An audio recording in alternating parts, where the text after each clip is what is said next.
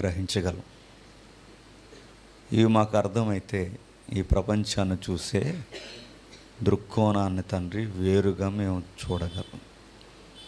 ప్రతి ఒక్కరిని మీ చేతులకు అప్పగిస్తున్నాం. మా శత్రువులను సైతం మీ చేతుల్లో పెడుతూ క్రీస్తున్నామని ఈ ప్రార్థన సమర్పిస్తున్నాము తండ్రి. ఆమేన్. కొంచెం సౌండ్ పెడతాం, చూద్దాం. ఒక ఇమేజ్ని చూస్తే నేను చెప్పబోయే లెసన్ మీద మీకు అవగాహన పెరుగుతుంది. వీలైతే ఒక్కసారి ఆ ఇమేజ్ని అబ్జర్వ్ చేయండి. చాలా జాగ్రత్తగా వినాలి. ఇవి అంత ఆసామాసిగా అర్థమయ్యే సంగతులు అయితే కావు. కొంచెం జూమ్ అవుద్దా తమ్ముడు? జాగ్రత్తగా చూడండి. కనిపిస్తున్న ఆ దృశ్యాన్ని మీరు ఏ విధంగా చూస్తున్నారో నాకు తెలియదు, కానీ ఒకసారి అర్థమైతే చిన్నగా రిప్లైలు ఇవ్వండి మీ నోటి నుండి. ఆ కనిపిస్తున్న ఇమేజ్ ఏంటది? మధ్యలో ఏదో స్పార్క్ కనిపిస్తుంది చూడండి. ఆ మధ్యలో కనబడుతున్న ఆ మహామహిమ చుట్టూ ఒక విచిత్రమైన కాంతి వేగముగా ప్రయాణం చేస్తుంది. ఊరకే వచ్చిన ఇమేజ్ కాదు అది, చాలా జాగ్రత్తగా అబ్జర్వ్ చేయాలి. ఆ కాంతి ప్రయాణం చేస్తున్నప్పుడు వసింపశక్యము కాని ఆ కాంతి మధ్య వెలసెల్లిన లేదా సింహాసనం మీద కూర్చున్న ఆ దైవము చుట్టూ సర్కిల్గా కనబడుతున్న ఒక గుంపులు కనబడుతున్నాయి చూడండి. అవేటనుకుంటున్నారు? ఎవడు చెప్పాడు దేవదూతలని? ఆ కనబడుతున్న ఇవో గుంపులు కనబడుతున్నాయి చూడండి. నీకు రెక్కలుంటే దేవదూతలే. మీకు ఏదో తెలిసినట్టుగానుంది. తెలియని వ్యవస్థ ఏదో మనకు తెలియకుండానే ఇన్విజిబుల్ వరల్డ్ ఒకటి రన్ అవుతుంది.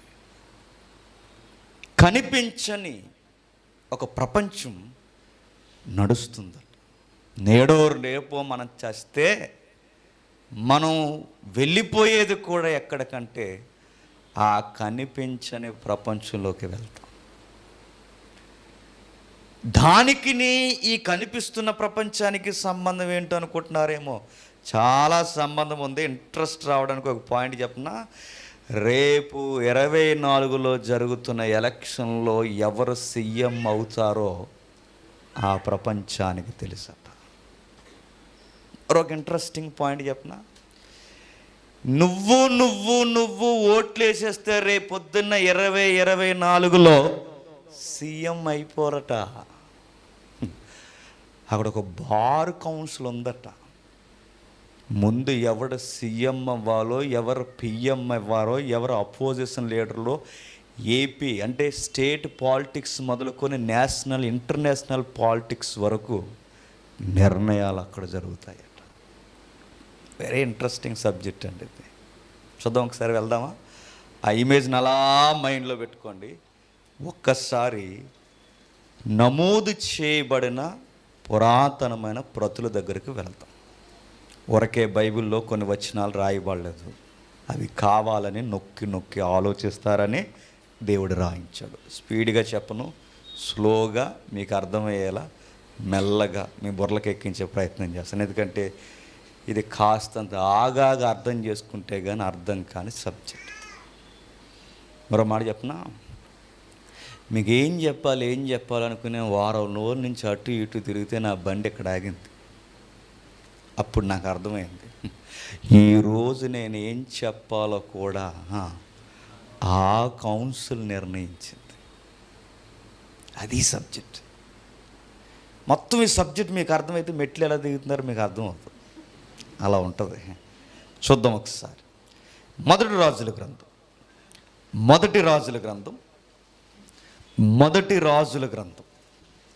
22వ అధ్యాయం. మొదటి రాజుల గ్రంథం 22వ అధ్యాయం 18వ వచనం నుండి. అప్పుడు ఇశ్రాయేలు రాజు సందర్భంలో ఇశ్రాయేలు రాజు ఎవరు? ఆహాబు. యూదుల రాజు ఎవరు ఈ సందర్భంలో? యెహోషాపాతు. వీళ్ళిద్దరూ కాస్తంత స్వజనులు. యూదులు ఇశ్రాయేలు కూడా సహోదరులేగా, ఎందుకంటే ఈ 12 మంది మూల పురుషులు పుట్టింది ఎవరికి? యాకోబు గారికి. వీళ్ళెంత రాజకీయ పొత్తులు కుదరకపోయినా ఏదో ఒక సమయంలో కలిసేవారు.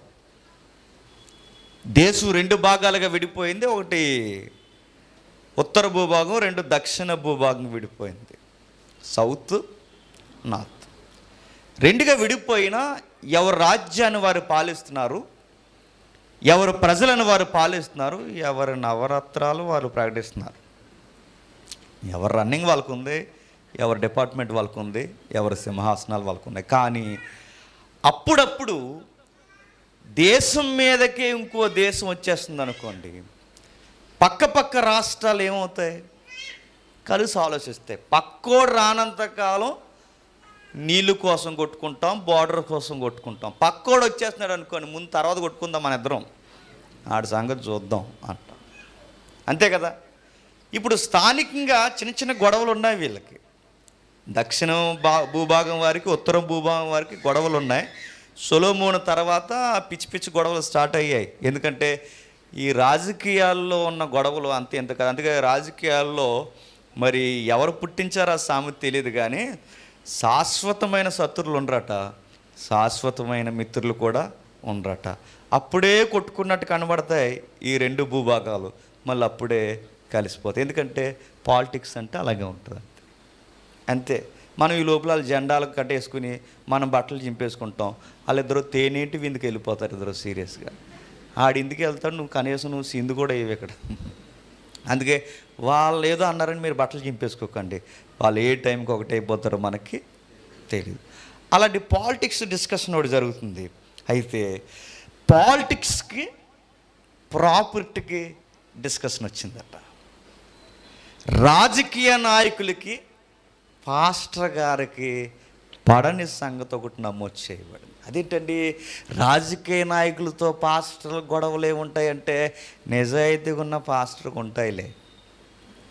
మరి నిజాయితీ కానులకి ఏముంటాయి? ప్యాకేజీలు ఉంటాయి, నిజంగానే ఉంటాయి. ఎలక్షన్ టైంలో మంచి సంఖ్యను మనం చూపించామనుకోండి, స్థానిక ఎవరైతే ఉన్నారో లోకల్ లీడర్స్ మనం సంప్రదిస్తారు. తెలుసు ఏం లేదు, ఎందుకంటే ఆ లోకల్ చర్చ్ నాయకుడు ఎవరైతే ఉన్నాడో మరి మనం ఎందుకన్నా మంచిది వాళ్ళకి సపోర్ట్ చేస్తే రేపు పొద్దున్న మనకి బాగుంటుందని ఆయన అన్నాడు అనుకోండి.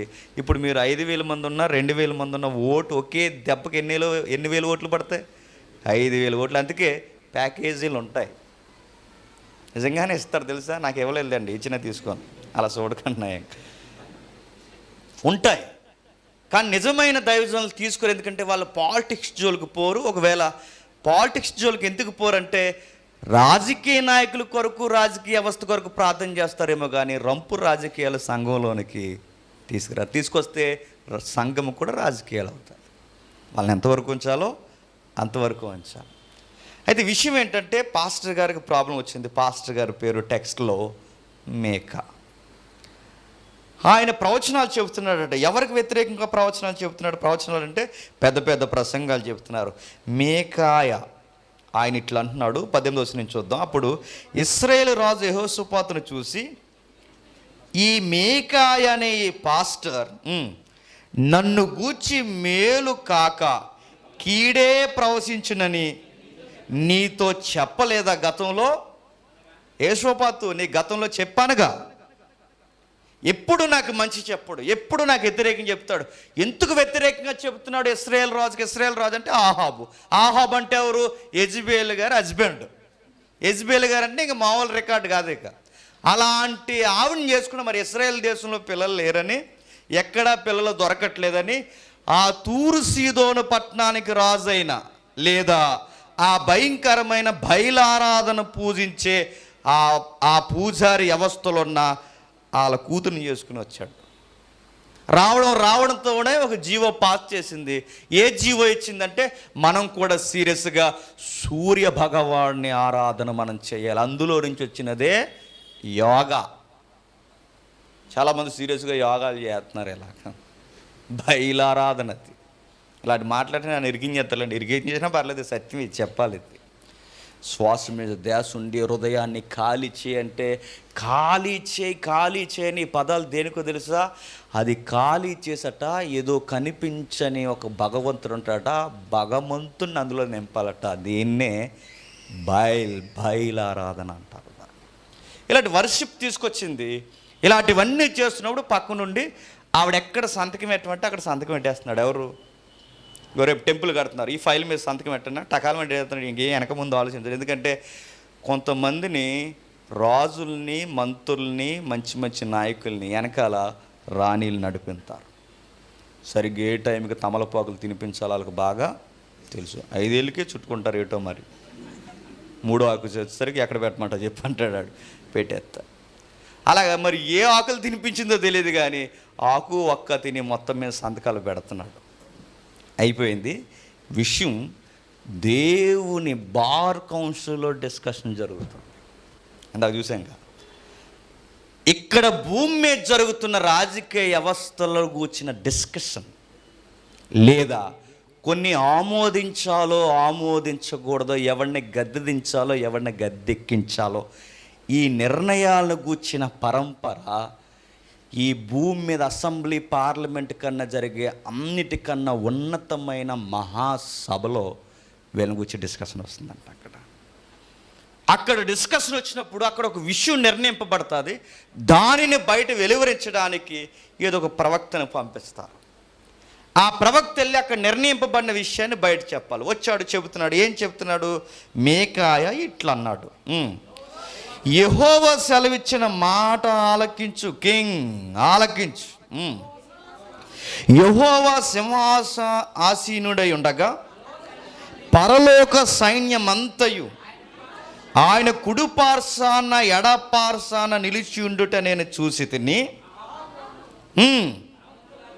రామత్గిలాదు మీదకు పోయి అక్కడ ఓడిపోనట్లు ఎవడతన్ని ప్రేరేపించునని యెహోవా సెలవీయగా, ఒకడు ఈ విధముగాను మరి ఒకడు ఆ విధముగాను యోచన చెప్పుచుండిరి.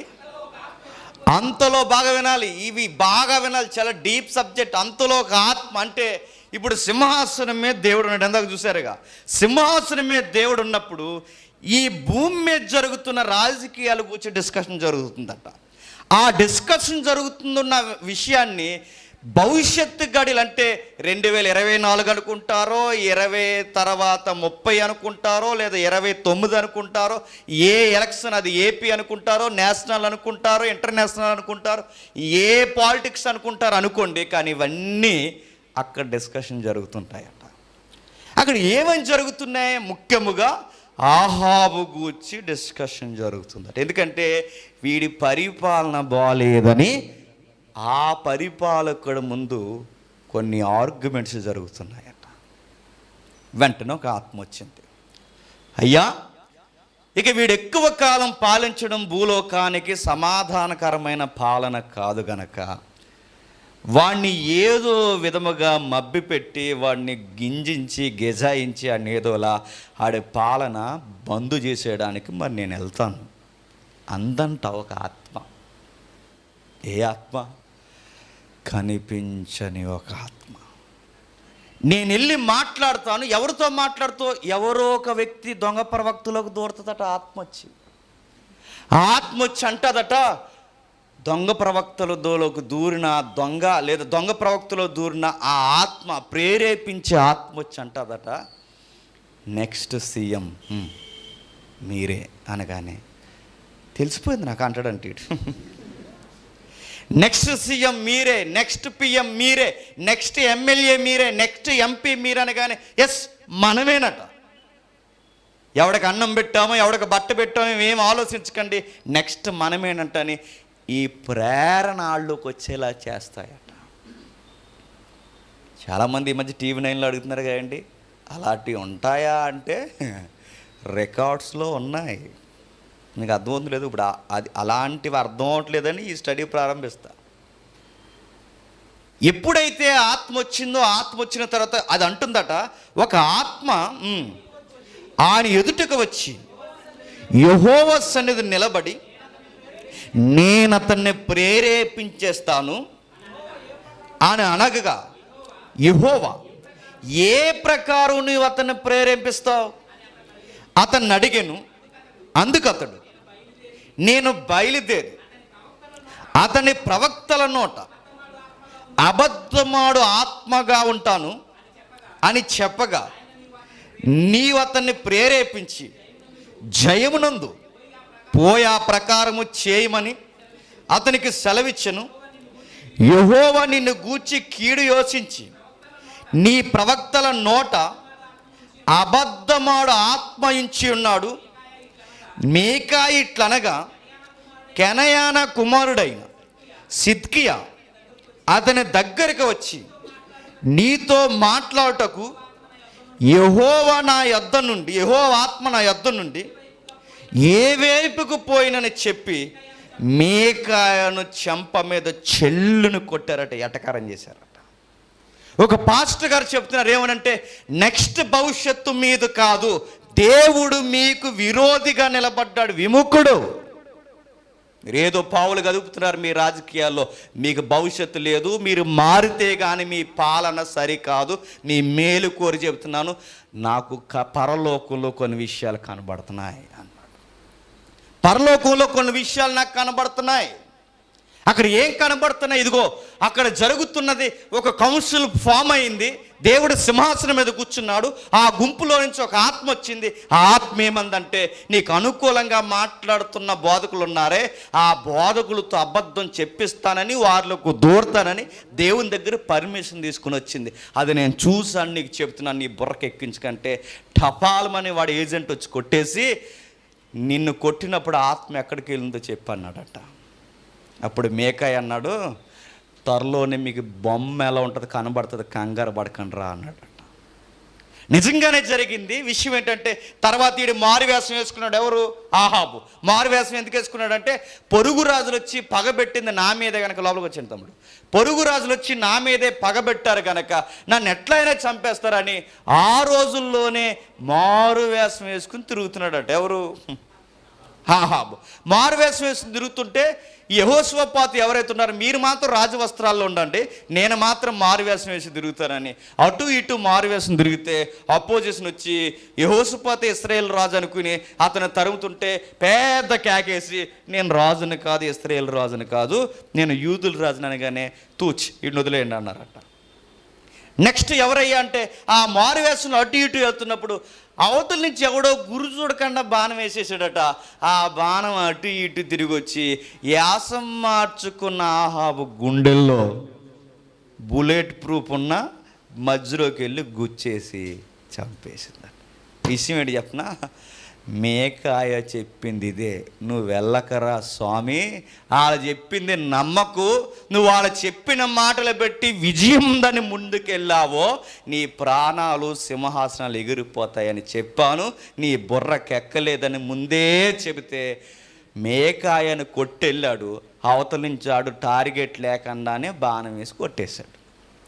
ఇదంతా బాగా వినాలి. ఇదంతా చదువుతున్నప్పుడు ఆల్రెడీ వీడికి మరణాన్ని ముందే నిర్ణయించేసినట్టు కనబడుతుంది. చూడండి, వీడి ప్రభుత్వాన్ని తీసేయాలని, వీడి వ్యక్తిగత విషయాన్ని లేపేయాలని, వాడు సింహాసనం మరుగైపోవాలని, వాడు కొందరు వ్యక్తుల చేత ప్రేరేపింపబడాలని వీడి సిస్టంలోనికి ఆ సిస్టమ్ ఇన్వాల్వ్ అయిందట. ఈ చదువుతుంటే తలెత్తే ప్రశ్నలు ఏంటంటే, దేవుడు సర్వం తెలిసినవాడు, అవునా కదా? ఏ నిర్ణయం తీసుకోవాలో ఆయనకు బాగా తెలుసు, తీసుకోకూడదు. సర్వము ఎరిగిన దేవుడు ఎదుటి వ్యక్తుల్ని సలహాలు అడగొచ్చా? ఇక్కడ అడిగాడా? నువ్వు వెళ్ళి ఏం చేస్తావు అని అడిగాడు. అసలు ఆయన అలా అడగొచ్చా? ఆయనకు అన్నీ తెలుసుగా. అన్నీ తెలిసినప్పుడు నువ్వేం చేస్తావు అంటే, నువ్వు నేను అడిగామంటే మనకు తెలియదు కనుక ఏం చేస్తామని అడుగుతాం. ఆయనకు అన్నీ తెలుసు, ఏం చేస్తామో ఆయన అడుగుతున్నాడట. ఈ వచనాలు మనకు అర్థం కావాలి అంటే కొంచెం అలాగే ఉండండి, అర్థం అన్నట్టు ఉంటుంది. అలా ముందుకు వెళ్ళే కొలది అర్థమవుతుంది. కొంచెం ఇంకొక వచనం మీద అర్థం చేసుకుని ముందుకెళ్తాం. దానియేలు గ్రంథం 4వ అధ్యాయం, దానియేలు గ్రంథం 4వ అధ్యాయం, దానియేలు గ్రంథం 4వ అధ్యాయం 4వ వచనం నుండి.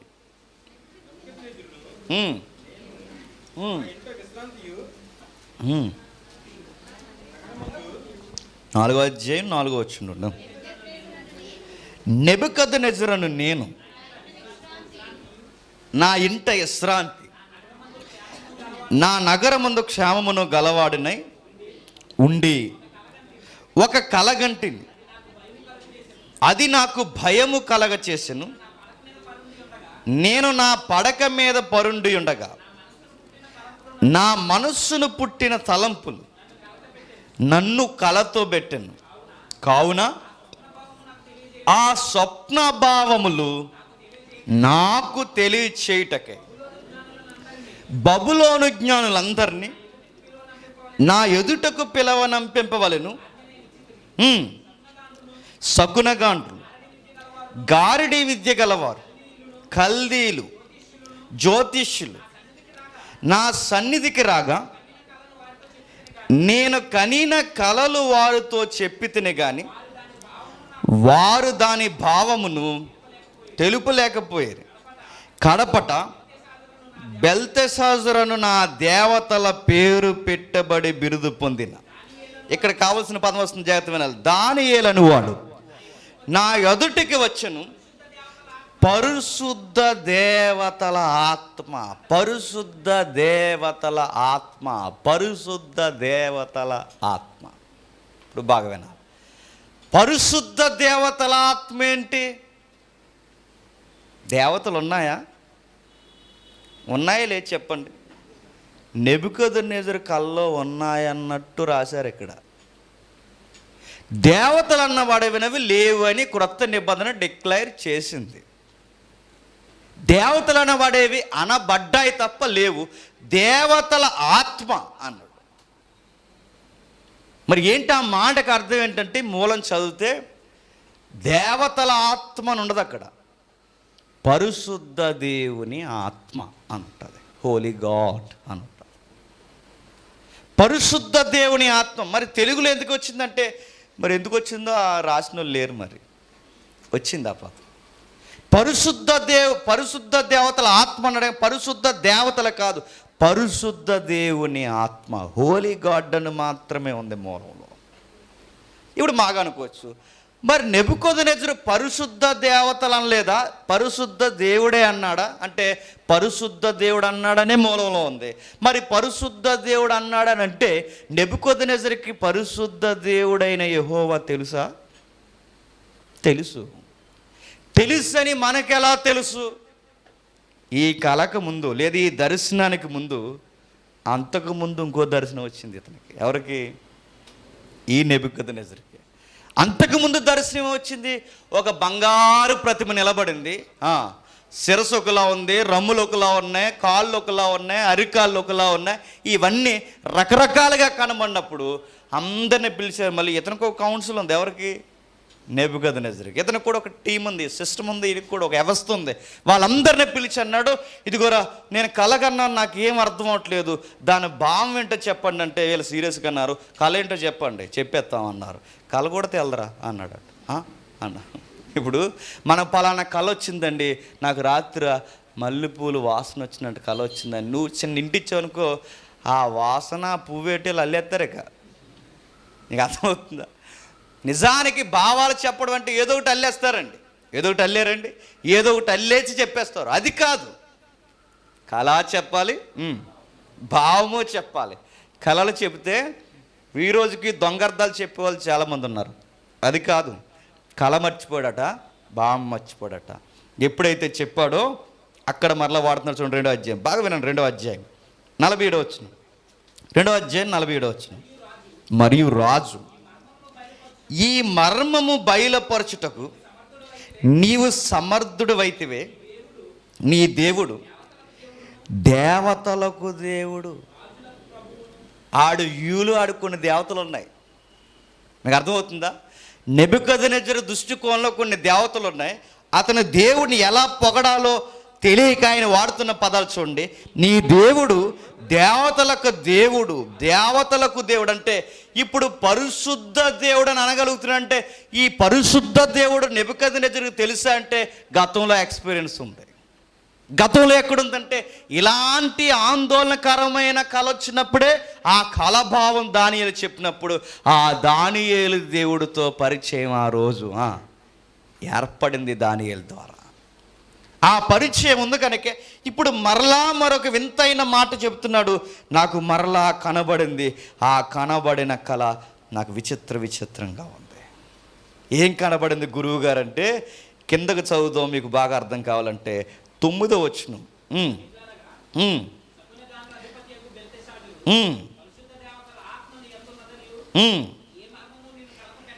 ఏ మర్మముయు నిన్ను కలత పెట్టదనియు నేను ఎరుగుదును కనుక నేను కనిన కలయు దాని భావము నాకు తెలియచెప్పు. నేను నా పడక మీద పరుండి నాకు ఈ దర్శనము కలిగెను. నేను చూడగా భూమి మధ్య మిగులు ఎత్తుగల ఒక చెట్టు కనబడెను. ఆ చెట్టు వృద్ధి పొంది బ్రహ్మాండమైనదాయను. దాని కొమ్ములు ఆకాశమంటున్నంత ఎత్తుగా, దాని ఆకారం భూతలమంత విశాలముగా ఉండెను. దాని ఆకులు సొగసుగాను, దాని పండ్లు విస్తారంగాను కనబడును. అందులో సమస్త జీవకోటి చాలినంత ఆహారం ఉండెను. దాని నీడను అడవి జంతువులు పండుకొనెను. దాని కొమ్మలలో ఆకాశ పక్షులు, బాగా కావాలని చదివిస్తున్నాను, మీరు చదవాలి, ఏదో టైం పాస్ కాదు. దాని కొమ్మల మీద ఆకాశ పక్షులు కూర్చుండును. మరియు నా పడక మీద నేను పండుకొనగా నా మనసునకు కలిగిన దర్శనమును చూచుచుండగా జాగురగుడు ఒకడు పరిశుద్ధుడు జాగరుడు అంటే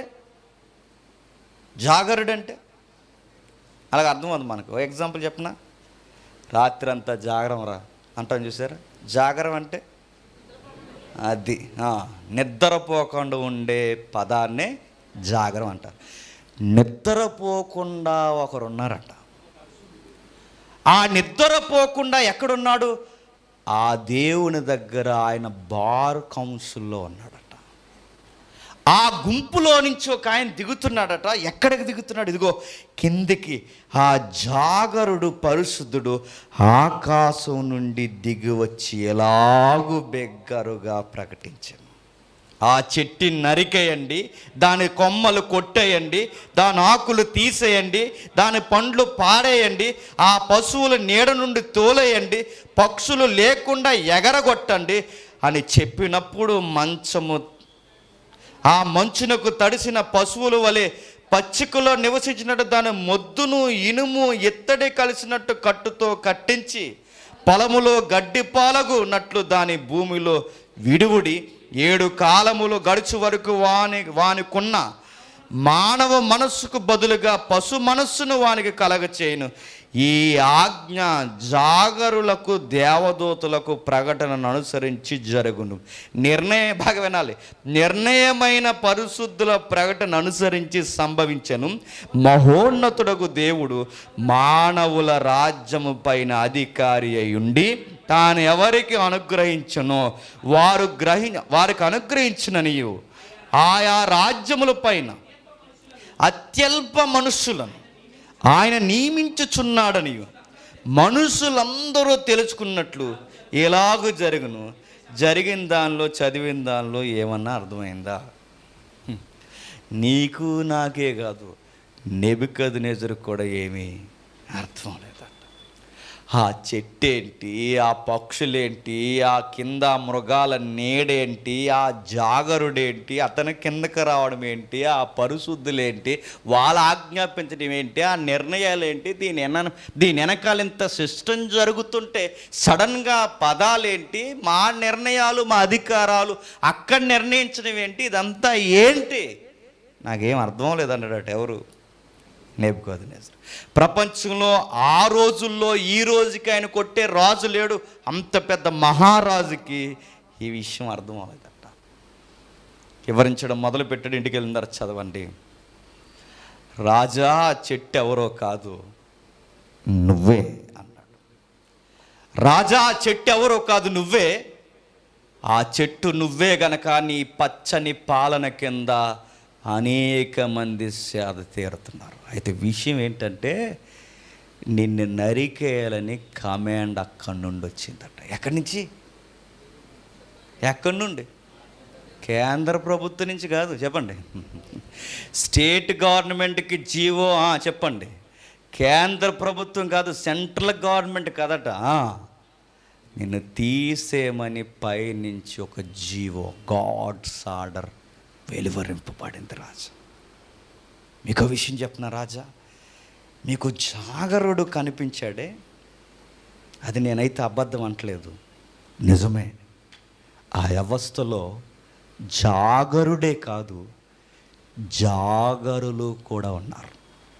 అక్కడ పదం ఉంది చూడండి, ఎక్కడుంది? 17వ వచనంలో, ఈ ఆజ్ఞ జాగరుకులగు, జాగరుడు, జాగరులు అంటే వ్యవస్థలో మనకు కనిపించకుండా నిత్యము మేలుకొనే కొన్ని శక్తులు ఉన్నాయట. అక్కడ వాళ్ళు ఆజ్ఞిస్తున్నారు.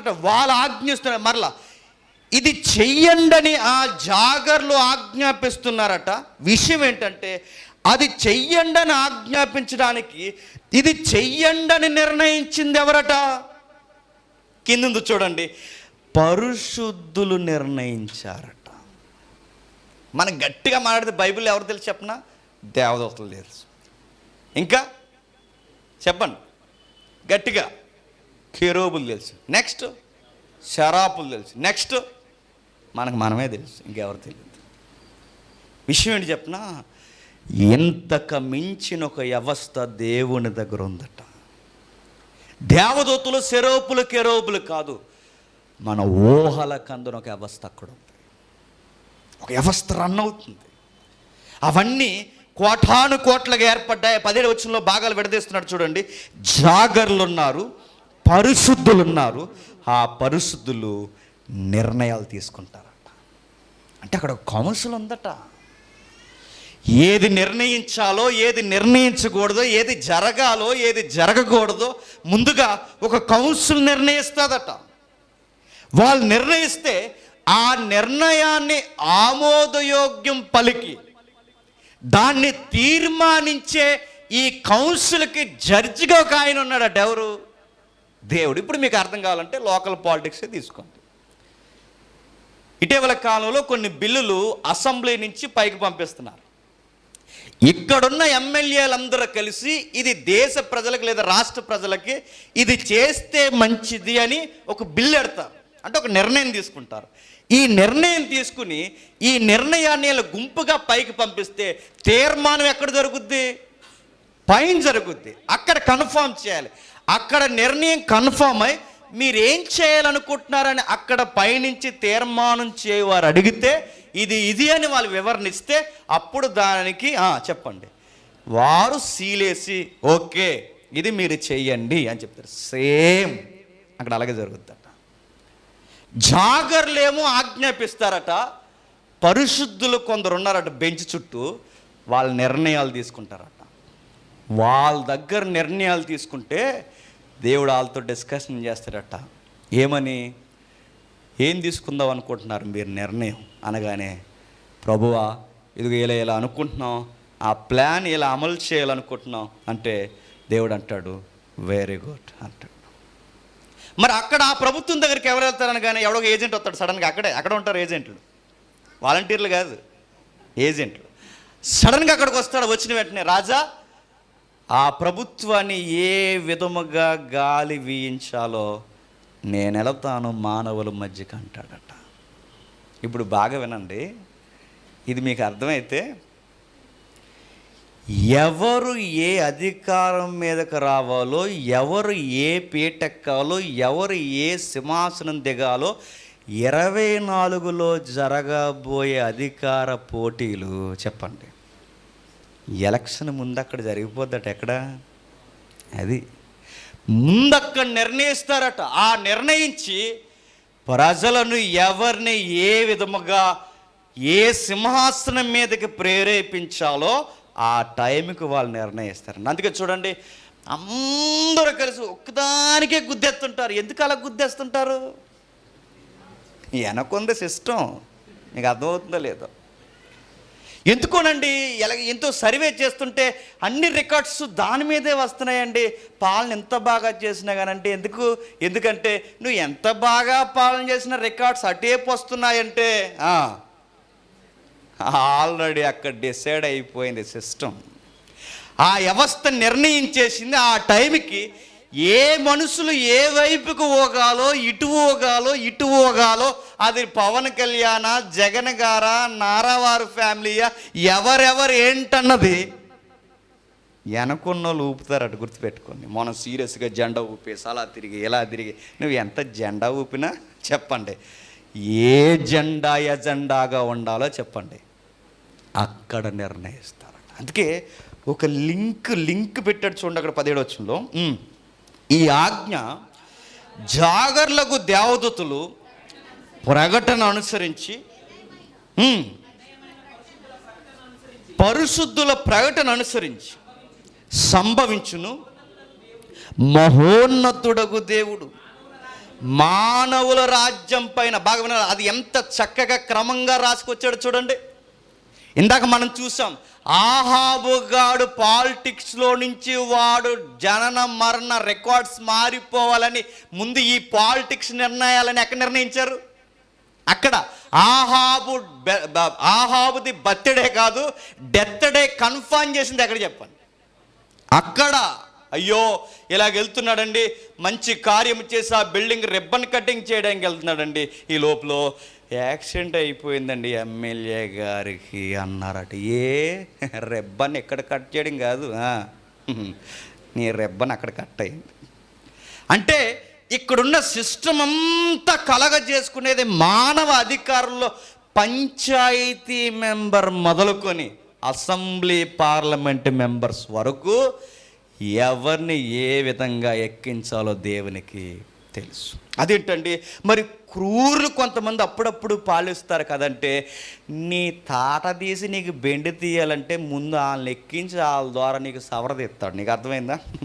ఎందుకని ఎవరైనా చెప్పలేను నేను, మీకు అర్థమైంది లేదు. అంటే మనకు అనుకూలం కాని పాలకులు ఎందుకు వచ్చారంటే, నువ్వు దేవునికి అనుకూలంగా లేనప్పుడు ఆయన్ని పైనెట్టి అక్కడి నుంచి నీకు ఏమేంతాడు చెప్పు, మొట్టికాయలు మీ మొట్టికాయలు ఏంచి అప్పుడు అంటావు, భగవంతుడా ఈ మనుషుల గోల నుండి మాకు ఎప్పుడయ్యా ఈ ముక్తి, మంచి పాలన రాదని ఆ భగవంతుడు అన్న మాట నీ నోటంటే రావాలనే ఆడిని ఎక్కించాడు అక్కడ.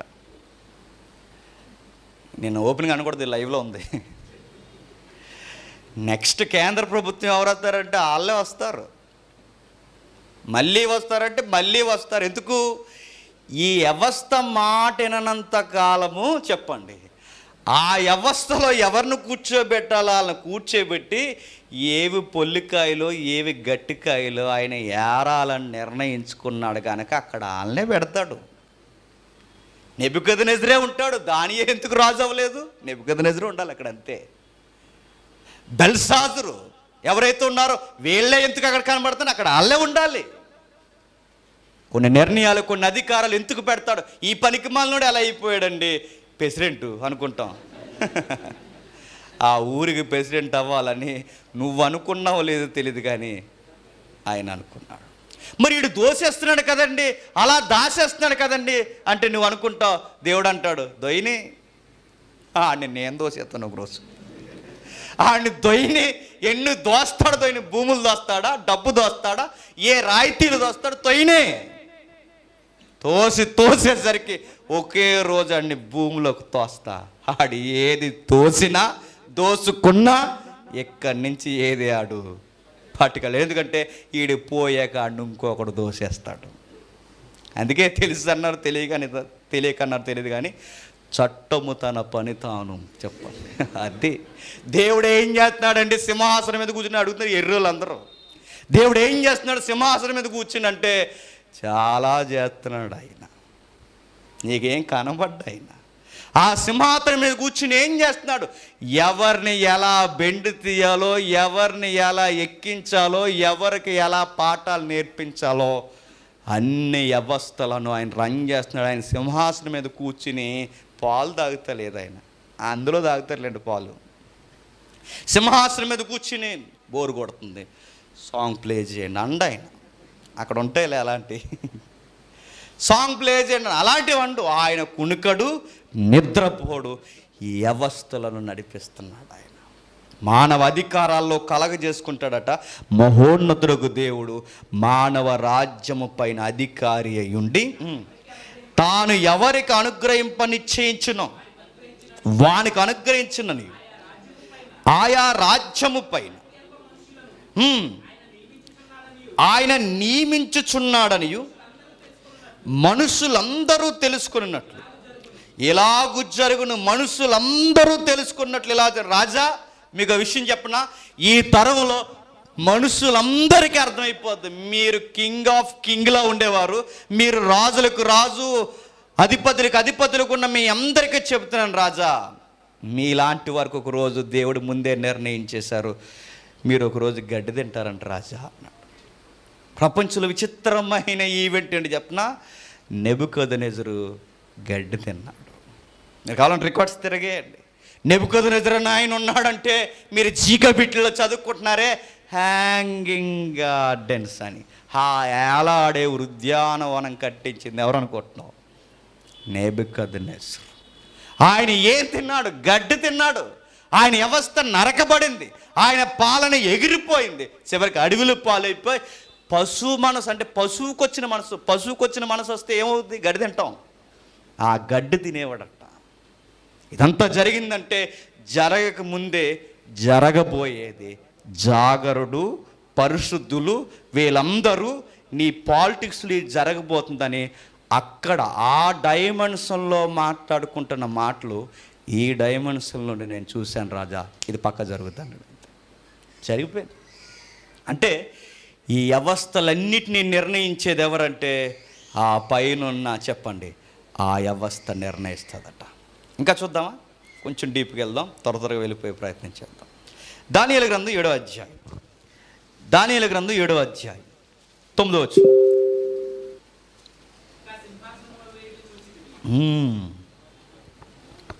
చదువుతాముడు. ఇంకా సింహాసనములు వేయుట చూసితిని, మహావృద్ధుడొకడు కూర్చును. సింహాసనములు, థ్రోన్స్, సింహాసనాలు వేయుట చూసితిని. అడుగుతున్నాను, సింహాసనం మీద ఉండేది ఎవరండి? చెప్పాలి. సింహాసనం మీద ఉండేది ఎవరు? ఆ సిస్టమ్ అక్కడ. సింహాసనం మీద ఉండేది ఎవరు? దేవుడు. సింహాసనం మీద ఉండే దేవుడైతే ఒక సింహాసనం సరిపోద్ది, కానీ ఎన్ని వేశారట? ఒకటికి మించి సింహాసనాలు. ఇప్పుడు అడుగుతున్నాను, అన్ని సింహాసనాలు ఎందుకు వేయబడ్డాయి? దేవుడు సుప్రీం జడ్జిగా ఉంటే, బాగా వినాలి, దేవుడు సుప్రీం జడ్జిగా ఉంటే ఆయన చుట్టూ కొందరు జడ్జిలు బెంచ్ జడ్జిలుగా కూర్చున్నారట. ఈ పదాలు మీకు అర్థమైతే బాగుంటుంది. అందుకే బైబిల్లో వాడబడిన పదం ఏంటి చెప్పిన? దేవుని న్యాయ సభ అంటాడు. Court council. అందులో దేవుడు సుప్రీం జడ్జిగా ఉంటే ఆయన చుట్టూ చాలామంది ఉన్నారట. అన్ని సింహాసనాలు వేశారట.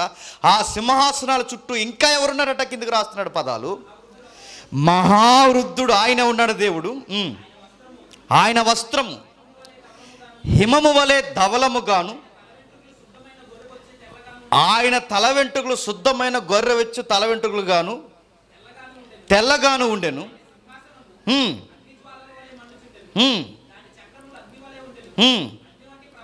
అగ్ని వంటి ప్రవాహం ఆయన వద్ద నుండి ప్రవశించుచుండెను. వేవేల కొలది ఆయనకు పరిచారకులుండిరి. మీకు సిస్టమ్ అర్థమవుతుందా? దేవుడున్నాడు, ఓట్లేదు కానీ, లేదంటే ఏదోలాగా మీకు ఏది చూపింది. సింహాసనం మీద దేవుడు ఉన్నాడు. ఆ సింహాసనం చుట్టూ మరికొంతమంది సింహాసనం మీద కూర్చున్న పెద్దలు ఉన్నారు. ఎవరు వీళ్ళంటే ఇంగ్లీష్ బైబిల్ ఏమంటే చెప్పిన జడ్జెస్ అని ఉంటుంది. వాళ్ళు ఉన్నారట. వాళ్ళందరూ ఉంటే సింహాసనం మీద ఆయన లెక్కకు మించిన సింహాసనాలు అంటే సలహాదారులు అనాలో, నిర్ణయకర్తలు అనాలో, నిర్ణయాలు తీసుకునే వాళ్ళు అనాలో, ఏమనాలో, మీరు ఏ పదం మీకు అర్థం కావడానికి పెట్టుకుంటారో, మీకు నచ్చినట్టు అర్థం చేసుకునే ప్రయత్నాలు కాకుండా అక్కడ సందర్భార్థమయ్యేలా ప్రయత్నం చేస్తే ఆయన చుట్టూ నిర్ణయించే న్యాయకర్తలు ఉన్నారట. మరి ఇంకా కింద ఇంకా నెక్స్ట్ గ్రేడ్లో ఎవరున్నారు? ఆయనకి వీరికి బార్ కౌన్సిల్ మొత్తానికి సర్వెంట్స్ ఉన్నారట. వాళ్ళు ఎంతమంది ఉన్నారు? వేవేల మంది ఉన్నారట. ఇందాక మీకు రింగులు కనపడ్డాయిగా, అవి రింగులు కాదు, అవి సర్వెంట్స్. అదిగో చూడండి, నిజంగా చచ్చిపోయాక అలా ఉంటుంది తెలుసా. మొన్న డైలీ హంట్లోకి న్యూస్ వచ్చింది, ఎంతమంది చూశారు? వీలైతే వచ్చే వారం చూపిస్తాను మీకు. చచ్చిపోయే ముందు చనిపోయే వాళ్ళ ప్రభావాన్ని కొన్ని పరిశోధనలో రికార్డ్ చేశారు. రికార్డ్ చేసి కొన్ని నిమిషాల్లో చచ్చిపోతుంటారుగా, కొన్ని నిమిషాల్లో చనిపోతున్న వారికి ఏం కనబడుతున్నాయో రికార్డ్ చేయాలనుకున్నారు. వాళ్ళు రికార్డ్ చేస్తేనట, మొన్నే పోయిన వారం వచ్చింది వార్త, వాళ్ళు రికార్డ్ చేస్తేనట, ఆ రికార్డులో వాళ్ళందరికీ చనిపోతున్నప్పుడు మీకు ఏం కనబడుతుందని వాళ్ళ పరిశోధనలో వారి గురించి రికార్డ్ చేస్తుంటే వాళ్ళు భయపడిపోతూ ఏదో మహా వెలుగు మాకు కనబడుతుంది, వెలుగు కనబడుతుందని చచ్చిపోయారట. అలా అందరూ అలాగే చెప్పారట. మరికొంతమందికి మీకేం కనబడుతున్నాయంటే మహాలోయలు, మహాసముద్రాలు, ఏవో లోతైన ఆ చీకటి బిలములు కనబడుతున్నట్టున్నాయని చెప్తూ చనిపోయారట. వాళ్ళు చెప్పినవి ఇక్కడ చదువుతుంటే అయ్యే కనబడుతున్నాయి ఎక్కడ? బైబిల్. మరి ఇవి కనబడుతున్నాయి, అవి ఒకటంటే బాగోదని ఈ మేధావులు అందరూ అన్నారు. కొన్ని రసాయనాల సమ్మేళనం వలన అలా కనబడుతున్నాయి అన్నారు. రసాయనం అయితే రసాయనం కనబడాలి, కానీ సమ్మేళనంలో ఎలుగు కనబడడం ఏంటి? మీకు అర్థమైందా? అంతా రాసేసి కింద ఏమన్నారు అనుకున్నాం, రసాయన సమ్మేళనం వల్ల అలా ఎలుగు కనబడుతుందట. మరి రసాయన సమ్మేళనం కదా రసం కనబడాలి, మనకేదో బ్లాక్ కనబడాలి, అంతా కనబడాలి.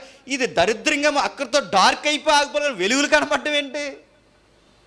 అందుకే బైబిల్ రికార్డ్స్లో కూడా ఏమో చూడండి, మహా వెలుగు, ఆ వెలుగు చుట్టూ సింహాసనాలు, ఆ సింహాసనాల చుట్టూ వేవేల పరిచారకులు అంటే సర్వెంట్స్ ఉన్నారు. నెక్స్ట్ కోట్ల కొలది మనుషులు. ఇది డౌట్ వచ్చే పదం. ఇది పరలోకానికి ఇంకా ఎవరైనా వెళ్ళిపోయారా? ఇంకా వెళ్ళలేదు. ఎబ్రీ గ్రంథకర్త ప్రకారం ఏమన్నాడంటే, మనం లేకుండా సంపూర్ణం కాకుండా ఇంకనూ ఎవరునూ ఆ పరలోకానికి ఎక్కిపోలేదు. అంటే అబ్రహాము గారు, ఇసాక్ గారు, యాకోబు గారు, భక్తులందరూ రెస్ట్ తీసుకునే ప్లేస్లో ఉన్నారు. అది పరలోకానికి మరొక ప్లేస్. ఆ ప్లేస్ ఏ పెట్టినట్టే దాని పేరు పరదేశ్.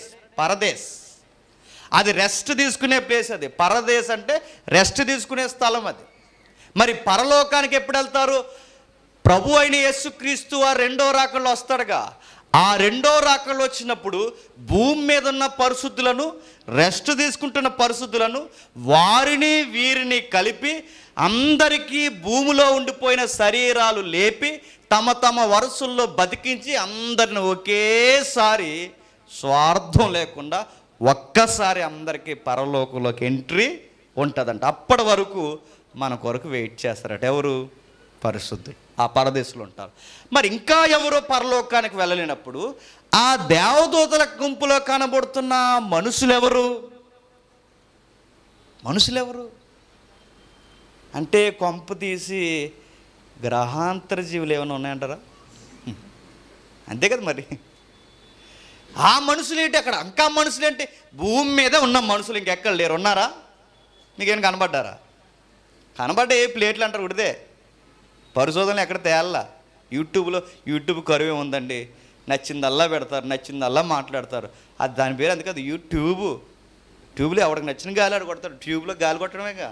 ట్యూబ్ అంటే ఏంటి? గాలి. ఎవడికి నచ్చిన గాలి ఆడు కొడతాడు అంతే. అది కాదు. రికార్డెడ్గా ఒకవేళ బైబిల్ ప్రకారం మాట్లాడుకుంటే నరులకు నివాసయోగ్యమైన భూగోళం, నరులకు నివాసయోగ్యమైనది భూమే, ఎర్త్ మీద తప్ప మనుషులు ఇంకెక్కడా మానవులు లేరు అని బైబిల్ చెప్పింది. మరి మానవులు ఉన్నారని, మరొక యూనివర్స్లో మానవులు కోటాను కోట్ల మంది ఉన్నారని ఈ దానియేలులో ఎందుకుంది? దానియేలు గ్రంథంలో నిజానికి లేదు. మూలం హెబ్రూలోకి వెళితే మూలంలో లేదు. అక్కడ ఏమనుందంటే కోటాను కోట్ల మంది నీ వైపు చూస్తున్నారు. వాళ్ళెవరు? మనుషులని లేదు, వాళ్ళకు కూడా కనిపించని ఆత్మలుగా అక్కడ ఉన్నారట. వాళ్ళెవరు? మనుషులు కాదు. మీరు కావాలంటే వాడుక భాష ఉందా మీ దగ్గర? ఎవరి దగ్గర ఉందో వాడుక భాష? ఒకసారి ఇంటికి వెళ్ళిన తర్వాత వాడుక భాష చదవండి. వాడుక భాషలో మనుషులను ఉండదు. కోటాను కోట్ల మంది, దేవదూతలను కూడా మంది అంటారు. కోటాను కోట్ల మంది అంటే కనిపించని వేవేల పరిశుద్ధులు అంటే సర్వెంట్స్ ఉన్నారు. కోటాను కోట్ల మంది అలా నిలబడా చుట్టూ ఉన్నారట. ఎలా ఉన్నారంటే సింహాసనం అది ఆయన ఉంటే చుట్టూ అనేక మంది జడ్జెస్లో కొంతమంది ఉంటే ఆ చుట్టూ వేవేల పరిశుద్ధ పరివారం అంటే పరిచారకులు ఉంటే ఆ వావల అంటే వాళ్ళని దాటి ఆ బయట కోటాను కోట్ల మంది నిలబడి అలాగా ఆయన వైపు చూస్తున్నారు. ఎందుకు ఆయన వైపు చూస్తున్నారో తెలుసా? ఇప్పుడు ఏ జడ్జిమెంట్ రిలీజ్ అవుతుందా అని చూస్తున్నారట. అది అక్కడ జరుగుతుంది సభ. మీకు అర్థమవుతుందా? అప్పుడప్పుడు అసెంబ్లీ జరుగుతున్నప్పుడు సీరియస్గా మనం ఇక్కడి నుంచి చూస్తుంటాం, చూసారా? లైవ్ ఉంది కాబట్టి చూస్తున్నాం. కానీ ప్రవక్తలకి లైవ్ అక్కడికి ఉందట. ఎక్కడికి? అక్కడికి. వాళ్ళు అక్కడ చూసేవారట. కనబడేదా వాళ్ళకంటే వాళ్ళకి కనబడేది, వినబడేదా వాళ్ళకంటే వాళ్ళకి వినబడుతుంది. అప్పుడప్పుడు సీరియస్గా అంటారు, ముగిస్తాను, టైం అయిపోయింది. చాలామంది సీరియస్గా అంటారు, దేవుడు ఉంటే కనబడమనండి అంటారు. ఆయన కనబడదు, నువ్వు కనబడవు, ఏమనుకుంటున్నావు? ఆయన ఉంటే కనబడమనండి అంటే కనబడ్డు. నువ్వు చదువుకున్న కనుక ఒక మాట చెప్తాను. 1D 2D 3D 4D అలా 12D వరకు ఉంటాయి. ఇంకా మనం 3Dలోనే ఉన్నాం. 3D దాటి కూడా వెళ్ళాం, చచ్చిపోతే వెళ్తాం. 1D 2D అంటే సినిమాలు కాదు, మీరు ఐమాక్స్కి వెళ్ళిపోకండి. 1D 2D కలజోడ వేసుకున్న అది కాదు, అది కాదు. ఆ ఇమేజెస్ కోసం కాదు నేను చెప్తుంటా. 1D అంటే డి అంటే డైమండ్స్, కోణం. 1Dలో కూడా కొన్ని జీవులు ఉంటాయి తెలుసా? కనిపించని సూక్ష్మ జీవులు, కొన్ని కనిపించని జీవులు. 1D అంటే ఇంకా అలా ముందుకు పోతుంటాయి అన్నమాట. మీకు అర్థమైందా? అలా ముందుకు పోతాయి, ముందే కనబడతాడు. అందుకే 1D. మీకు అర్థమైందా? 1D అంటే ఒకే దిక్కాడికి ఇంకో దిక్కు ఉండదు. ఇక అవి పైకి చూడలేవు, పైకి చూడలేవు, పక్కకు చూడలేవు, వెనక్కి చూడలేవు. ఒకటే డి ఏంటి? 1D ముందుకు పోతాయి. మరి 2D ఉంది. 2Dలో ఉన్నవి ఏముంటాయి? 2Dలో ఉన్నవి ముందుకెళ్తే పైకి వెళ్తాయి, లేదా ముందుకెళ్తే వెనక్కి వెళ్తాయి. అంటే ఇవి రెండు కోణాలు వెళ్ళగలవు. 3D ఉంది. 3D జీవులు ఎవరు అనుకుంటున్నారు? ఇంకా అలసవుతున్నారు కదా మీరే.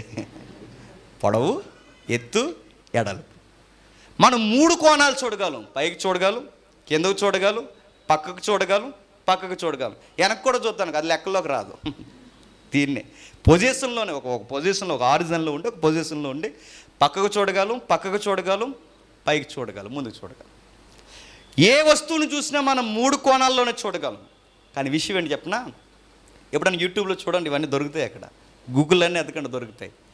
1Dలో ఉన్నవారికి, 1Dలో ఒకవేళ 1Dలో మనుషులు ఉంటే, 1Dలో జీవులు ఉంటే, 1Dలో ఉన్నవారికి, ఒక కోణంలో ఉన్నవారికి రెండో కోణంలో అంటే 2Dలో ఉన్న శబ్దాలు వినబడతాయంట, కానీ కనబడదట. మరలా 2Dలో ఉన్నవారికి, 1Dలో ఉన్నవారికి 3Dలో ఉన్న శబ్దాలు వినబడతాయి, కానీ 3Dలో ఉన్నవారు వారికి కనబడరట. ఇప్పుడు మరలా నేను చెప్తున్నాను, దేవుడు 1Dలో లేడు, 2Dలో లేడు, 3Dలో లేడు, మరి వీటన్నిటినీ దాటి ఆవులు ఉన్నాడు. ఇప్పుడు ఆయన్ని కనబడాలంటే చెప్పు, నీ డైమెన్షన్ మారితేనే కనబడతాడు. దెయ్యాలు ఎందుకు కనబడట్లేదంటే డైమెన్షన్ మారితే కనబడతాయి భయ్యా. నీకు అర్థమవుతుందా? దేవదూతలు ఎందుకు కనబడట్లేదంటే నీకు నాకు కనబడదు, వాటి డైమెన్షన్ వేరు, కానీ ఉన్నాయి. దేవుడు కనబడ్డు, కానీ ఆయన ఉన్నాడు, ఆయన డైమెన్షన్ వేరు. రెప్పపాటున ఎలా వెళ్ళగలవు అంటే ఆ డైమెన్షన్లో వెళ్ళగలవు. అవి టైంను బ్రేక్ చేస్తాయి. మీకు చాలాసార్లు చెప్పాను, కాలము దూరము, కాలము దూరము, కాలము వేగము. ఇప్పుడు చూడండి, వేగాన్ని పెంచే కొలది దూరం తక్కువ అవుద్ది, వేగాన్ని పెంచే కొలది కాలం స్లో అయిపోతుంది. 60 వెళితే ఒక కాలం ఉంటుంది, 70 వెళితే ఒక టైం వస్తుంది, 80 వెళితే ఒక టైం వస్తుంది, 100 వెళితే ఒక టైం వస్తుంది, అంతకు మించి దాటి వెళితే ఒక టైం వస్తుంది. అంటే ఇప్పుడు 60 వెళితే అరగంట వచ్చింది, 80 వెళితే 15 నిమిషాలు వచ్చింది, ఇంకా వేగం పెంచితే 10 వచ్చింది, ఇంకా వేగం పెంచితే 5 వచ్చింది, ఇంకా వేగం పెంచితే 3 వచ్చింది, ఇంకా వేగం పెంచితే 2 వచ్చింది, ఇంకా వేగం పెంచు 1 వస్తుంది, ఇంకా వేగం పెంచు. దాన్ని కాంతి వేగం అంటారు. అది దాటి వెళితే టైం ఉండదు, ఇంకా ఆగిపోద్ది అంతే. దాన్ని టైం ట్రావెల్ అంటారు దాన్ని. అది దాటి వెళ్ళిపోతే ఇక టైం లేదు. అందులో ఎలా ఉంటుంది చెప్పినా, అలా మాయమైపోతాయి ఎంత అండి. అదిటి ఇలా వెళ్ళిపోయాడు, అలా వెళ్ళిపోతారు అందులో. ఆ డైమెన్షన్ వేరు, అందులో వెళ్ళిపోతాయి. అందుకే బైబిల్లో రాయబడింది, రెప్పపాటున ఆత్మ వెళ్ళిపోతాడు. రెప్పపాటున సెకండ్స్లో. ఈ స్పేస్ మనం ఎన్ని కాంతి సంవత్సరాలైనా దాటలేకపోతున్నాం, కానీ ఆ డైమెన్షన్లోకి వెళ్ళిన ఆత్మ చిటికలో రెప్పలో వెళ్ళిపోద్దట పైకి. ఎలా వెళ్ళిపోద్ది? వాళ్ళుండే వ్యవస్థ వేరు. అవే రాస్తున్నాడు బైబిల్లో. అలాంటి సిస్టమ్ ఒకటి రన్ అవుతుందంటే రన్ అవుతుంది. అదే చెప్తున్నాడు చూడండి. ఇదిగో అక్కడ ఎవరెవరు ఉన్నారు తెలుసా? సింహాసనం మీద సీనియర్ ఉన్నాడు, ఆయన చుట్టూ జడ్జెస్ ఉన్నారు, ఆయన చుట్టూ పరిచారకులు ఉన్నారు, ఆయన చుట్టూ కోట్ల మంది శ్రోతలు చూస్తున్నారు. ఏం చెప్తాడు, ఏ నిర్ణయాలు తీసుకుంటాడు. ఇప్పుడు ఏపీ గవర్నమెంట్లో ఏ నిర్ణయాలు తీసుకుంటాడు, కేంద్రంలో ఏ నిర్ణయాలు తీసుకుంటాడు, పైగా ఇక్కడ పాలన వ్యవస్థలో ఏ నిర్ణయాలు తీసుకుంటాడు. ఇప్పుడు వీళ్ళు ప్రవేశపెట్టిన బిల్లు ఆయన తీర్మానిస్తాడా లేదా వద్దని కొట్టేస్తాడా, ఏం చేస్తాడని ఇప్పుడు వీళ్ళందరూ ఆయన ముఖం వైపు చూస్తారట. అంత సిస్టమ్ అక్కడ నెరవేరుతుంది. అంటే నువ్వు నేను ఏ టైంకి ఎక్కడ ఎలా ఉండాలో అవన్నీ నిర్ణయిస్తారు. అందుకే 10వ వచనంలో మంచి మాట ఉంది, కిందికి వెళదాం. ఆయన ఎదుట నిలిచిరి తీర్పు తీర్చుటకే గ్రంథములు తెరబడి. ఇంగ్లీష్ బైబిల్లో కోర్టు స్టాండ్ ఇన్ జడ్జిమెంట్ అని ఉంటుంది. కోర్టు అంతా నిలబడింది. కొందరు కోర్టులో కూర్చుని ఉన్నారు, కొందరు కూర్చుని ఉంటే, కొందరు నిలబడి ఉంటే. ఈ కోర్టు అనే పదం ఒకటి ఉంటుంది క్లియర్గా. ఆ న్యాయ వ్యవస్థలో దేవుడు ఏ తీర్పిస్తాడని చూస్తున్నారు. అందరూ ఫైల్స్ ఓపెన్ చేశారట. గ్రంథాలని ఉంది కానీ చెప్పండి, ఈ కేసులన్నీ ఓపెన్ చేసి చూస్తారట. ఏమి నిర్ణయిద్దాం, ఏపీలో ఏం జరుగుతున్నాయి, గ్రంథాలు ఓపెన్ చేయండి అంటారు. కేంద్రంలో ఏం జరుగుతున్నాయి, గ్రంథాలు ఓపెన్ చేయండి. ఎక్కడ ఏ నిర్ణయాలు తీయాలి, మొత్తం రికార్డ్ అవుతాయి. అక్కడ అన్నీ ఓపెన్ చేస్తారు, రికార్డ్ చేస్తారు. వాటి మీద డిస్కషన్ జరుగుద్ది, ఆర్గ్యూ జరుగుద్ది. అవన్నీ నిర్ణయించి దేవుని ఎదుట బిల్లు ఎడతారు. ప్రభువా మరి మమ్మల్ని వెళ్ళమంటావా అంటారు. ఫ్యాన్ వస్తుందా, సైకిల్ వస్తుందా, కమలం వస్తుందా, ఇంకేముంది చెప్పండి, గ్లాస్ వస్తుందా, దేన్ని ఎలా ప్రేరేపించడానికి మమ్మల్ని వెళ్ళమంటే చెప్పు. అప్పుడు గ్లాసు వైపోగాలో, ఫ్యాన్ వైపోగాలో, ఎటువైపు కమలం వైపోగాలో, ఎవరు ఎలా ఊగాలో ఆ టైంకి ప్రేరణ వస్తుందట. ప్రేరేపించే జాగర్లు వస్తారు. ఎక్కడికి? అదేంటంటే నాకు తెలియలేదంటే, నీకు తెలుస్తుందిలే ఓటడిపోయాక. నాకు తెలియలేదంటే అప్పుడు అంటో ఆ టైంలో ఎందుకు అలా వేసేసానండి అంటే, వేసే లేదు, ఏం చేశారు ఎవరు చెప్పు. ఆ టైంకి అలా పడుతుంది, ఆ టైంకి పడుద్ది. దేవుడు మానవుల అధికారం మీద అధికారి అయి ఉన్నాడు.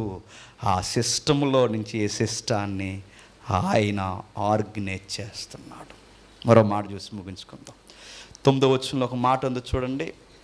వద్దు, క్షమించండి. ప్రకటన గ్రంథం 20వ అధ్యాయం. ప్రకటన గ్రంథం 20వ అధ్యాయం ముగించుకుందాం. ప్రకటన గ్రంథం 20వ అధ్యాయం 4వ వచనం. అంతటా సింహాసనములను చూసి తిని వాటి మీద ఆసీనులయుండు వారికి విమర్శ చేయుటకు అధికారం ఇవ్వబడును. మరియు అంతటా సింహాసనములను చూసి తిని, ఎక్కడ? ఆయన దగ్గర. అంతటా సింహాసనాలు చూశాను. ఆ సింహాసనం మీద కొన్ని నిర్ణయాలు జరగడం చూశాను, బోర్లు ఊదడం చూస్తున్నాను, ముద్రలు ఇప్పడం చూస్తున్నాను. అవన్నీ అక్కడ ఊదుతుంటే, అక్కడ ముద్రలు ఇప్పుతుంటే ఆ నెరవేర్పులని భూలోకంలో జరగడం నేను చూస్తున్నాను. అది ఎప్పుడు టైం వస్తుందో నాకు తెలియదు కానండి, మంచి టైం మనకు వస్తే ఒకసారి మనందరం ప్రకటన గ్రంథం మాట్లాడుకోవాలంటే నిజంగానే అది కనుక మనకు అర్థమైతే సిద్ధపడిన వధువు సంఘాలు అవుతాం మనం ఖచ్చితంగా. అందుకే అది ప్రతి ఒక్కడు ఆ సంగతులు ధ్యానించువారు ధన్యులు అని రాయబడి. వీలైతే టైం కొరకు ఎదురు చూద్దాం. రాయబడిని చూడండి. అంతటా సింహాసనాలు చూశాడట, వాటి మీద ఆసీనులైన వారిని చూశాడట, విమర్శ చేయుటకు అధికారం ఇవ్వబడిని. ఇప్పుడు నేను అడుగుతున్నాను, చాలామంది క్వశ్చన్ అడుగుతారు, ప్రకటన గ్రంథంలో ఉన్న 24 మంది పెద్దలు ఎవరు అని అడుగుతారు. ఇప్పుడు చెప్పాలి మీకు అర్థమైతే. ఎవరా 24 మంది పెద్దలు? బార్ కౌన్సిల్ అది, జడ్జ్ కౌన్సిల్ అది, వ్యవస్థ అది. చాలామంది ఆ 24 మంది పెద్దలు ఎవరంటే 12 కలిపితే 24 కనుక 12 మంది అపోస్తులు, 12 మంది గోత్రకర్తలు. ఇంకా ఎవరు అక్కడికి వెళ్ళందే, ఎవరు సింహాసనాలు ఎక్కుతారు చెప్పండి? నీకు అర్థమైందా? ఇంకా ఎవరు అక్కడికి పోలేదు. ఇంకా ఎవరు అక్కడికి పోలేనప్పుడు అపోస్తులు ఎలా కూర్చుంటారు? వాళ్ళు కూర్చున్నది దేనికి? అసలు పాత నిబంధన దగ్గర నుంచి ఒక కౌన్సిల్ కనబడుతుంది, ఒక వ్యవస్థ, ఒక పరిపాలన వ్యవస్థ కనబడుతుంది. ఆ పరిపాలన వ్యవస్థలో సింహాసనాలు ఉన్నాయి. ఆ సింహాసనాల మీద పెద్దలు కూర్చుంటున్నారు. ఆ పెద్దల్లో కొందరు పెద్దలే ప్రకటన గ్రంథంలో కనబడుతున్నారు. వారే 24 మంది పెద్దలు. అంత దేవుని వ్యవస్థలో ఉన్న పెద్ద మనుషులు వాళ్ళందరూ. ఇంకా మీకు బాగా అర్థం కావాలి అంటే కొన్ని భాగాలకు కొన్ని పాయింట్స్ చెప్పి నేను ముందుకెళ్తాను. ప్రధానముగా సుప్రీం జడ్జిగా ఆయన ఉన్నాడు. ఆయన చుట్టూ మరికొంతమంది జడ్జిలు ఉన్నారు. ఆయన చుట్టూ పరిచారకులు ఉన్నారు. ఆయన చుట్టూ కోటాను కోట్ల మంది ఉన్నారు. ఈ సీన్ అంతా ఎక్కడ జరుగుతుందంటే చెప్పండి, ఇన్విజిబుల్ వరల్డ్లో జరుగుతుంది. కనిపించని అదృశ్య లోకంలో జరుగుతుంది. మరి మనకు కనబడలేదంటే నువ్వు దృశ్యలోకంలో ఉండి అదృశ్యంలో ఉన్నవి కనబడాలంటే ఎట్లా కనబడతాయి? అక్కడే ఉంది కదా లాజిక్. అది దృశ్యలోకంలో మనం ఉన్నప్పుడు అదృశ్య లోకంలో ఎలా కనబడితే నువ్వు కూడా అదృశ్యమైతే కనబడతాయి.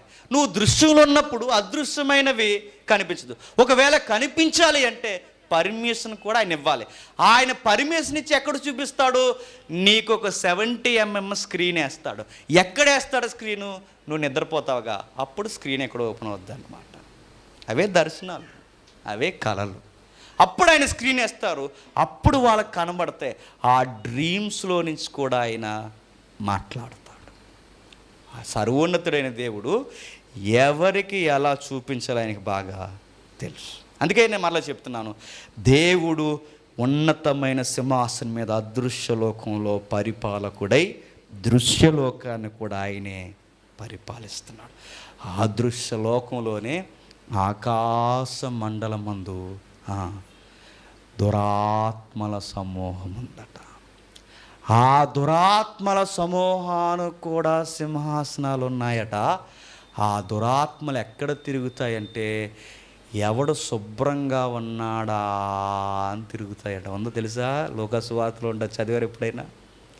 ఎవడు శుభ్రంగా ఉన్నాడా? మీరు చదివారు లేదు? ఉదాహరణ, ఏ ఇల్లు ఊడ్చి అమర్చబడి ఉండుట చూసానో మరి 7 దురాత్మలు ఆ ఇంట్లోకి వస్తాయట. ఇప్పుడు నేను అడుగుతున్నాను, ఆ ఇల్లు ఎవరు? మనమే. నేను బాప్టైజం తీసేసుకున్నాను, నేను చర్చికి వెళ్ళిపోతున్నాను అని కానీ రెడీగా ఉంటాయట గేటు బయట. ఏంటవి? రారా చిట్టుకన్నా అని, రా నాన్న. ఇప్పుడు అవి లోపలికి రాకుండా ఉండాలంటే ఏం చేయాలి? నువ్వు కేవలం తుడిసేసి కడిగేసినట్టు సరిపోదు. అవి లోపలికి రాకుండా ధూపం వెయ్యాలి. ధూపం అంటే మళ్ళీ సాంబ్రాన్ని పట్టుకెళ్తారు. నిమ్మకాయలు కాదు, ఎండిమిరకాయలు కాదు. ధూపం అంటే ప్రార్థనా ధూపం అన్నది బైబిల్. ప్రార్థన, మెలుగు కలిగి ప్రార్థన చేయాలి. లేదంటే అవి వచ్చేస్తాయి. మెలుగు కలిగి ప్రార్థన చేయాలి. అవి వచ్చేస్తే ఏమంటుంది? ఎల్లైన పుల్లైన అనదు. వెళ్దాం ఉన్నాడు, అలా తిరిగి వద్దాం రా అంటుంది. నిజం. అది ఎల్లైన పుల్లైనని ఇలాగ అందో, ఏదో తిక్కల దానిలో మాట్లాడదు. అదేమంటుంది? రా చూడు, ఎవరో చూడకుండా చూసుకో అంటుంది లోపలండి. చెప్తుంది అది. మొబైల్లో డేటా ఎక్కువ ఉందా, సింగిల్గా వెళ్ళిపో చెప్తుంది. లోపల ప్రేరేపిస్తుంది. అది ఎన్నో మాట్లాడుతుంటుంది. ఎందుకో అటు నుంచి నీ మీద స్పెషల్ ఇంట్రెస్ట్ ఉన్నట్టు కనిపిస్తుంది. ఏమంటావు అనగానే ఆ ఆత్మతో నువ్వు అంటావు, అంటాను అంటావు. అవన్నీ పాడు చేస్తాయి. ఇంత వ్యవస్థ వెనకాల నడుస్తుంది.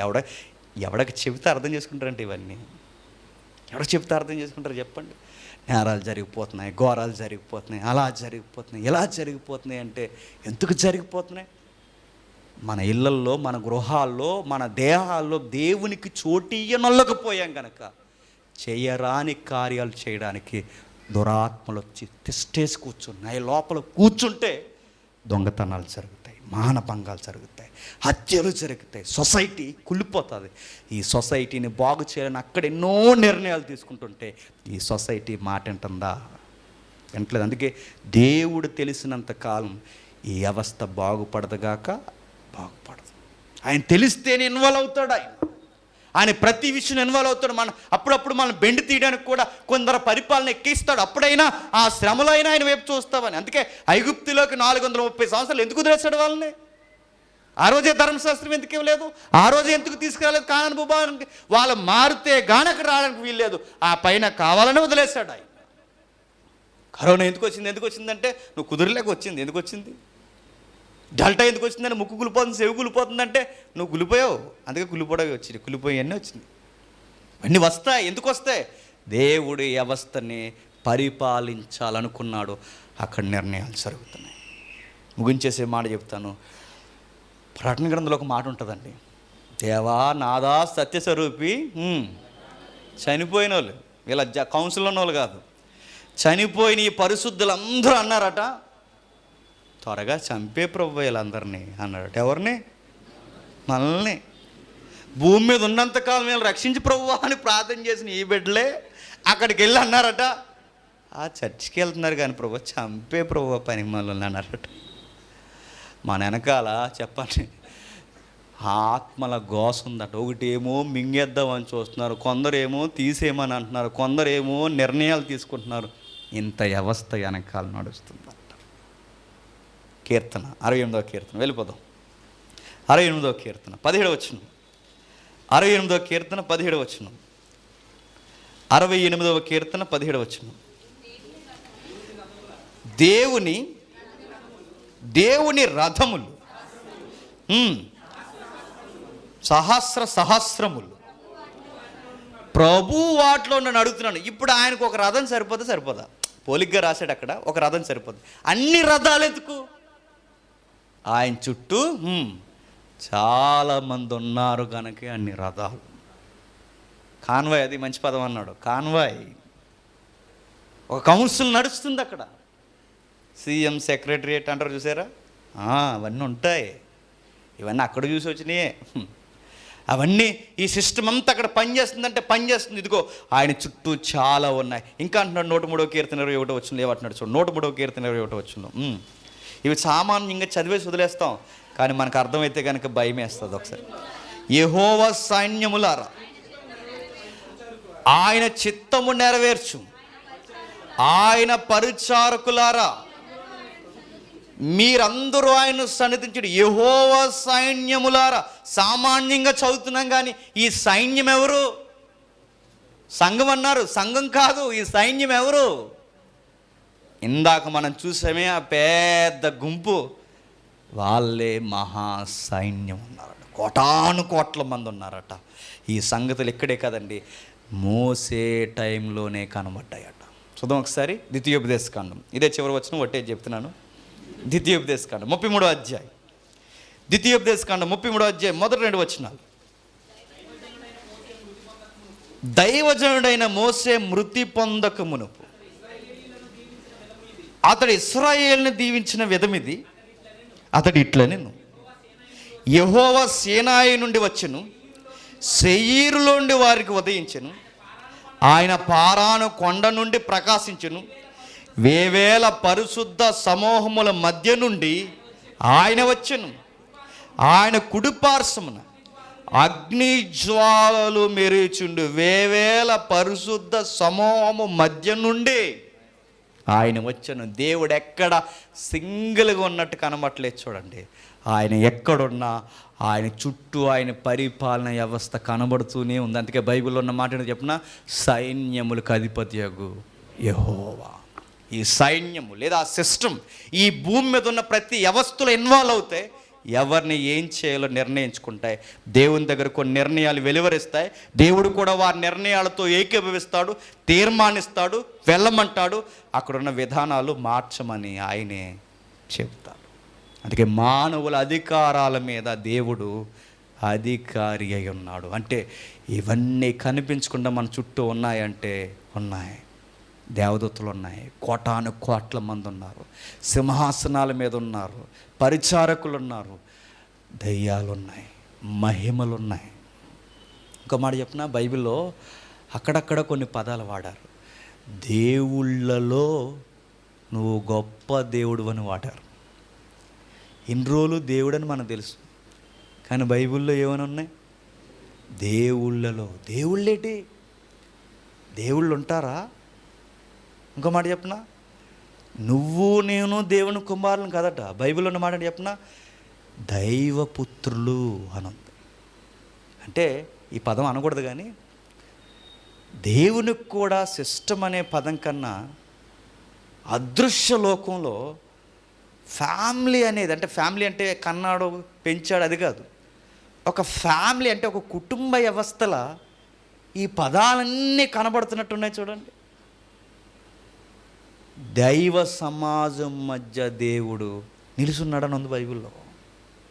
దైవ సమాజం అంటే అందరూ ఏమన్నారంటే ఇశ్రాయేల్ అండి అన్నారు. సరేలే తర్వాత, కానీ నిజంగానే మహిమలు దైవ సమాజం ఉన్నారంటే ఉన్నారు. మీకు విషయం చెప్పనా, ఇంట్రెస్ట్ అవడానికి నెక్స్ట్ వారానికి ఇది. యూదా పత్రికలో మికాయేలు సాతానుగాడుతో అంటే దెయ్యంతో ఫైట్ చేస్తుంది. ఎవరి గూర్చి? మోసే శరీరం గూర్చి. మోసే శరీరం గూర్చి సాతానును గద్దించక నిందించక దేవుడు నిన్ను చూసుకుంటాడని వదిలేశాడట. నేను అడుగుతున్నాను, ఈ మికాయేలైన దూత సాతానుని ఎందుకు గద్దించలేదంటే, ఒక మాట చెప్పనా, మికాయేలు కన్నా హై కేడర్ ఎవరిది? సాతానుగాడిది. కొన్ని పత్రికల్లో క్రొత్త నిబంధనలు ఏమంటో చెప్పనా, మహిములను మహాత్ములను దూషించుచు అని అంటారు.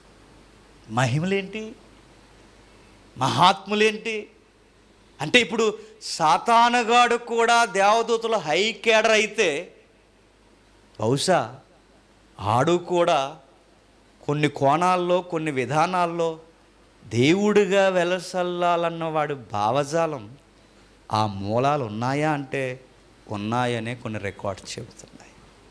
ఇవన్నీ అర్థం కావాలి అంటే ఇది మొదటి భాగం మాత్రమే. ఈ మొదటి భాగంలో ఈరోజు మనకు అర్థమైంది ఏంటంటే, సుప్రీం జడ్జిగా ఆయన ఉన్నాడు. చెప్పండి, ఆయన చుట్టూ జడ్జెస్ ఉన్నారు, ఆ చుట్టూ సర్వెంట్స్ ఉన్నారు, ఆయన చుట్టూ మనుషులు కాదు ఎవరో కొన్ని కోటాను కోట్ల మంది ఉన్నారు. వీళ్ళందరూ కలిసి ఏమి జడ్జిమెంట్లు ఇస్తారా అని ఆయన వైపు చూస్తున్నారు. ఆ జడ్జిమెంట్ల ఎఫెక్ట్ ఎక్కడ తగులుతుందంటే భూమి మీద కూడా తగులుతుంది. ఇదంతా జరుగుతుంది. ఇంకా ఏం జరుగుతాయంటే ఖచ్చితంగా బ్రేక్ తర్వాత కలుసుకుందాం. బ్రేక్ ఎన్ని రోజులు? వారం రోజులు. ఆ వారం రోజుల తర్వాత మిగిలిన సంగతులు ఏంటో చూద్దాం. మీకు అర్థం కాకపోతే నేను చెప్తున్నాను, ఖచ్చితంగా అర్థం చేసుకోండి. మీకు అర్థం కాకపోతే రేపు ఉదయం లేచిన తర్వాత ఇంటికి వెళ్ళి ఒకసారి మరలా ఇది ఆన్ చేసుకుని వినండి. ఖచ్చితంగా ఇవి